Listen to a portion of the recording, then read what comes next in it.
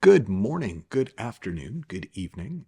In this, our fifth video in the Effortless Everything preview series, I wanted to preview our fifth month of Effortless Everything, which is called Creating 2025 as the best year of your life, as your best year yet.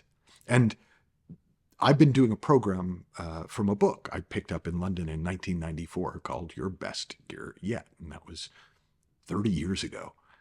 So I've gotten to a point where I've played with it so many times that what I do no longer bears much resemblance to that original program. Sort of like when you're learning to cook, you follow recipes, but when you're really getting a feel for cooking, you start leaving ingredients out and adding in other ingredients. And in the end, you have something, and it might still be called the same thing as the original dish, but your version of it is nothing like their version.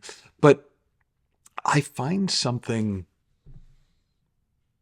really enjoyable about taking time to review the year just completed and look ahead to the year to come. No longer because I think, well, if you set goals, you achieve. And that whole mindset of must set goals, must go further, must get higher, no longer has much pull for me. Because I'm really aware that if I am filled with life now, the best I could ask for a year from now is to have been filled with life throughout the year. And it will look like what it looks like, and yet I still find a value. I still really enjoy taking the time to formally learn a bit from what I've seen over the year just gone, and to enjoy daydreaming about what might be possible, what would be cool, what I'd really like to see happen in the year ahead. And that's what we'll be exploring in our final day together in January 2025.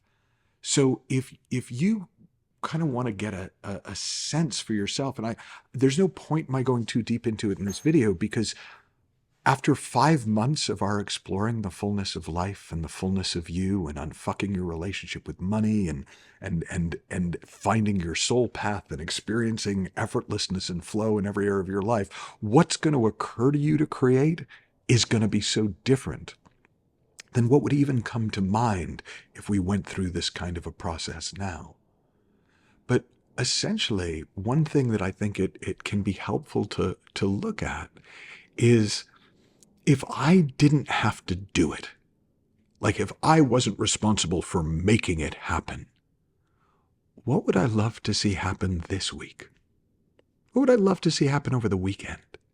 What would I love to see happen today? And you'll know that you're onto something because you'll love the thought of it.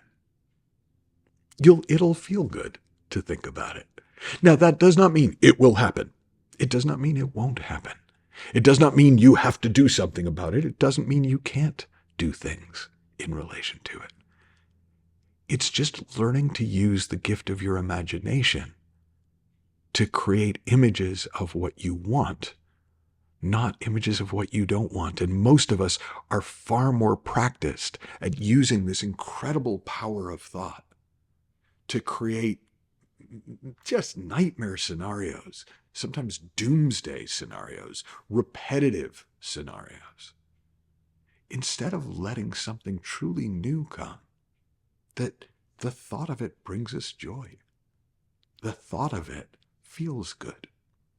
And that's a positive, by definition, a positive use, a good use of the gift of imagination, of the power of thought. And so I encourage you, just if you want to get a sense of this for yourself, just literally let yourself daydream.